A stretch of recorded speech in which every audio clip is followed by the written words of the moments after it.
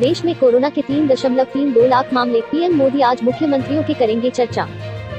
भारत में corona virus के सक्रिय मामलों के मुकाबले स्वस्थ हुए मरीजों की संख्या लगातार बढ़ रही है। हालांकि नए मामलों में भी तेजी से इजाफा हो रहा है। देश में कोरोना के मामले बढ़कर कुल 3.32 लाख को पार कर गए हैं और इनमें से 1.69 लाख से ज्यादा मरीज ठीक हो चुके हैं। वहीं कोरोना वायरस पर प्रधानमंत्री नरेंद्र मोदी एक बार फिर देश के मुख्यमंत्रियों, उपराज्यपालों और शीर्ष अधिकारियों से बात करेंगे। यह बातचीत वीडियो कॉन्फ्रेंसिंग के जरिए होगी। कोरोना महामारी से देश में सबसे ज्यादा प्रभावित महाराष्ट्र और दिल्ली से भी राहत देने वाली खबरें सामने आई हैं। दोनों ही जगह संक्रमण की रफ्तार में कमी दर्ज की गई है। महाराष्ट्र में जहां 3000 से कम नए मामले सामने आए हैं, वहीं दिल्ली में भी नए केस की संख्या 2000 से कम है। दिल्ली में कोरोना के बढ़ते मामलों के बीच अमित शाह ने संभाली कमान। कोविड वार्ड में सीसीटीवी लगवाने के निर्देश। देश में कोरोना का कहर लगातार बढ़ता जा रहा है। भारत में कोरोना वायरस से 3,32,000 से ज्यादा लोग संक्रमित हो चुके हैं और 9,500 से अधिक लोगों की जान जा चुकी है। इस बीच देश की राजधानी दिल्ली में कोरोना के बढ़ते मामले को देखते हुए केंद्र सरकार ने भी कमर कस ली है। गृह मंत्री अमित शाह ने पहले सर्वदलीय बैठक बुलाई और इसके बाद एलएनजेपी अस्पताल का दौरा किया। इसके बाद उन्होंने दिल्ली के मुख्य सचिव को राष्ट्रीय राजधानी के प्रत्येक अस्पताल के कोविड-19 वार्ड में सीसीटीवी कैमरे लगवाने और संक्रमित मरीजों को बिना किसी रुकावट के खाद्य सामग्री मुहैया कराने के लिए वैकल्पिक कैंटीन बनवाने का निर्देश दिया। अमित शाह ने यह भी कहा कि प्रधानमंत्री नरेंद्र मोदी के निर्णायक नेतृत्व में भारत कोविड-19 महामारी से संकल्पबद्ध और सामूहिक रूप से लड़ रहा है और केंद्र सरकार हमारे जरूरतमंद लोगों की मदद के लिए कोई कसर बाकी नहीं छोड़ेगी। शाह ने लोकनायक जयप्रकाश नारायण एलएनजेपी अस्पताल का बिना पूर्व कार्यक्रम के दौरा कर कोविड-19 से निपटने की तैयारियों की समीक्षा की।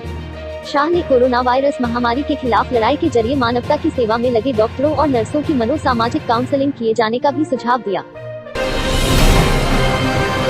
जम्मू कश्मीर में सुरक्षा बलों ने मुठभेड़ में 3 आतंकी मारे। सर्च ऑपरेशन जारी।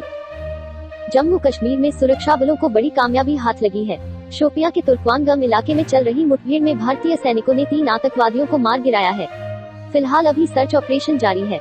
डोडा और किश्तवाड़ जिले में अभी 4 आतंकी सक्रिय हैं। इनमें से 1 आतंकी डोडा जिले में और 3 आतंकी किश्तवाड़ में सक्रिय हैं। यह बात सोमवार को डोडा के दौरे पर पहुंचे जम्मू कश्मीर पुलिस के डीजी दिलबाग सिंह ने पत्रकारों से बातचीत के दौरान कही। वहीं सोमवार को जम्मू कश्मीर के डीजी दिलबाग सिंह ने पत्रकारों से बातचीत के दौरान कहा कि डोडा और किश्तवाड़ जिले में अभी 4 आतंकी सक्रिय हैं। इनमें से 1 आतंकी डोडा जिले में और 3 आतंकी किश्तवाड़ में सक्रिय हैं। वह डोडा के दौरे पर पहुंचे थे। डीजीपी ने कहा कि कश्मीर में इस वर्ष अप्रैल के महीने में सेना और सुरक्षा बलों द्वारा आतंकियों की धरपकड़ के लिए 11 अभियान चलाए गए, जिसमें 30 आतंकियों को मार गिराया गया। वहीं मई और जून के पहले 2 हफ्ते में 27 आतंकियों को सुरक्षा बलों ने मार गिराया। यह ऑपरेशन आगे भी इसी तरह जारी रहेंगे। 80 रुपये के पार पहुंच सकता है पेट्रोल का दाम। 5 रुपये तक और होगी बढ़ोतरी। इस महीने की शुरुआत से ही पेट्रोल डीजल में हो रही बढ़ोतरी की मार झेल रहे उपभोक्ताओं को अभी 2 सप्ताह तक राहत मिलने की उम्मीद नहीं है। सरकारी तेल विपणन कंपनियों का कहना है कि प्रति लीटर 8 रुपये का खरीद बिक्री अंतर पाटने तक दोनों पेट्रोलियम उत्पादों के दाम बढ़ाने का सिलसिला चलता रहेगा। इस तरह जून के आखिर तक दिल्ली व देश के अन्य हिस्सों में पेट्रोल 80 रुपये लीटर के पार जा सकता है। सरकारी तेल कंपनियों से जुड़े सूत्रों ने बताया कि पेट्रोल और डीजल में अभी 4-5 रुपये प्रति लीटर की बढ़ोतरी और की जा सकती है। लिहाजा अगले 2 सप्ताह तक दाम बढ़ाने का सिलसिला जारी रहेगा। हालांकि अभी रोजाना 50-60 पैसे प्रति लीटर की बढ़ोतरी की जा रही है, जो आगे घटकर 30-40 पैसे प्रति लीटर पर आ जाएगी।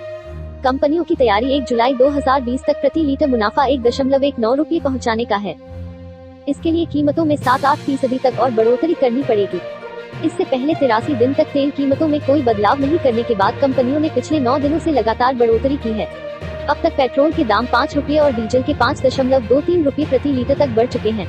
सोमवार को बढ़ोतरी के बाद दिल्ली में पेट्रोल 76.26 रुपये और डीजल 74.62 रुपये लीटर पहुंच गया है।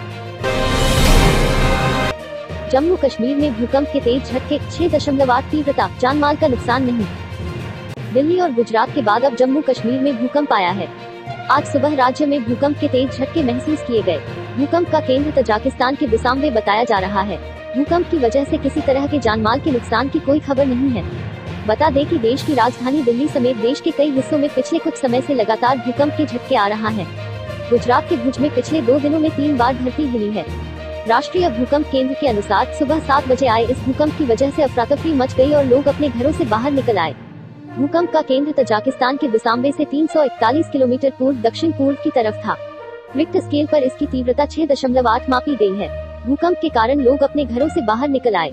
फिलहाल राज्य में भूकंप के कारण किसी जानमाल के नुकसान की कोई खबर नहीं है।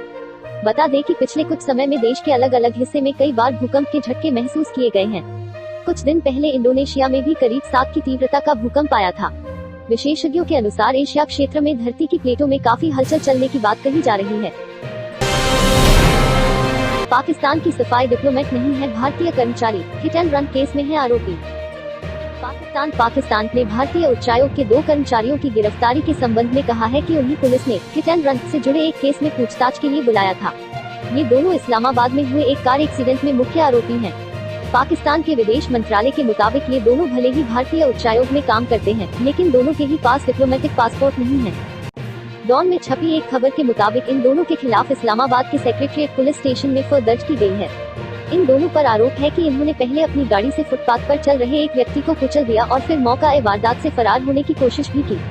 इस एफआईआर में लिखा गया है कि दोनों के पास से जाली करेंसी भी बरामद हुई है। हालांकि पाकिस्तान विदेश मंत्रालय फिलहाल इस पूरे मामले पर कोई भी बयान देने से बचता नजर आ रहा है।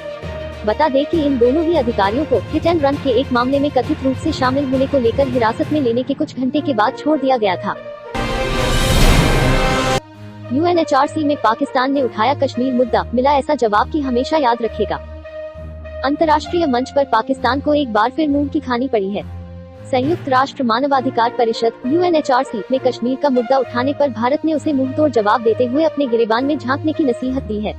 यूएनएचआरसी में भारत के परमानेंट मिशन के फर्स्ट सेक्रेटरी सेंथिल कुमार ने पाकिस्तान पर अंतर्राष्ट्रीय मंच के दुरुपयोग का आरोप लगाते हुए कहा कि यह दुर्भाग्यपूर्ण है कि खुद नरसंहार करने वाला देश दूसरों पर उंगली उठा रहा है।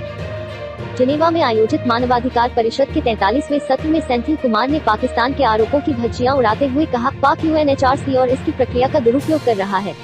वो दक्षिण एशिया का एकमात्र ऐसा देश है जिसकी सरकार खुद नरसंहार करती है और फिर भी उसमें दूसरों पर आरोप लगाने की हिम्मत है। बेहतर होगा कि दूसरों को राय देने से पहले पाकिस्तान अपने गिरेबान में झांके और मानवाधिकारों के उल्लंघन पर ध्यान दे। भारत के साथ सीमा पर तनाव के बीच चीन ने बढ़ाए परमाणु हथियार, इस रिपोर्ट में हुआ खुलासा। भारत इस समय कोरोना वायरस के साथ प्राकृतिक आपदाओं की मार भी झेल रहा है। इसके अलावा बॉर्डर पर भी पड़ोसी देशों के साथ तनातनी जारी है। पिछले कुछ समय से लद्दाख बॉर्डर पर भारत और चीन के बीच टेंशन बरकरार है। हालांकि दोनों देशों की सेनाएं बातचीत से इस मसले को सुलझाने की कोशिशों में लगी हैं, लेकिन इस बीच एक चौंकाने वाली खबर सामने आई है। दरअसल एक रिपोर्ट के मुताबिक चीन ने अपने परमाणु हथियारों में बढ़ोतरी की है। रिपोर्ट में कहा गया है कि भारत ने पिछले साल 10 हथियार जोड़कर अपने परमाणु शस्त्रागार संवर्धित किया, लेकिन चीन और पाकिस्तान की तुलना में देश के कम हथियार हैं। स्वीडन के एक प्रमुख थिंक टैंक द्वारा सोमवार को जारी रिपोर्ट में यह जानकारी सामने आई है। Stockholm International Peace Research Institute SIPRI ने अपनी रिपोर्ट में कहा है कि भारत और चीन दोनों ने 2019 में अपने परमाणु जखीरे में वृद्धि की।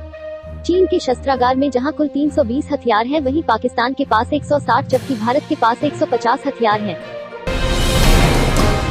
सोने की कीमत में बड़ी गिरावट, चांदी भी हुआ सस्ता। वैश्विक कीमतों में गिरावट की खबरों के बीच दिल्ली हाजिर सर्राफा बाजार में सोमवार को सोने का भाव 380 रुपये टूटकर 47,900 रुपये प्रति 10 ग्राम रहा। HDFC सिक्योरिटीज ने यह जानकारी दी। इससे पिछले कारोबारी सत्र में सोना 48,280 रुपये प्रति 10 ग्राम पर बंद हुआ था। चांदी की कीमत भी 590 रुपये की गिरावट के साथ 48,200 रुपये प्रति किग्रा पर बंद हुई। इससे पहले के कारोबारी सत्र में यह 48,790 रुपये प्रति किलो के भाव पर बंद हुई थी। HDFC सिक्योरिटीज के वरिष्ठ विश्लेषक जिन्स तपन पटेल ने कहा, अंतर्राष्ट्रीय बाजार में भी सोने का भाव $1,721 प्रति औंस और चांदी $17.26 प्रति औंस थी। प्रोफेशनल राइवलरी की भी जांच करेगी मुंबई पुलिस, महाराष्ट्र के गृह मंत्री का बयान। बॉलीवुड एक्टर सुशांत सिंह राजपूत अब हमारे बीच नहीं है।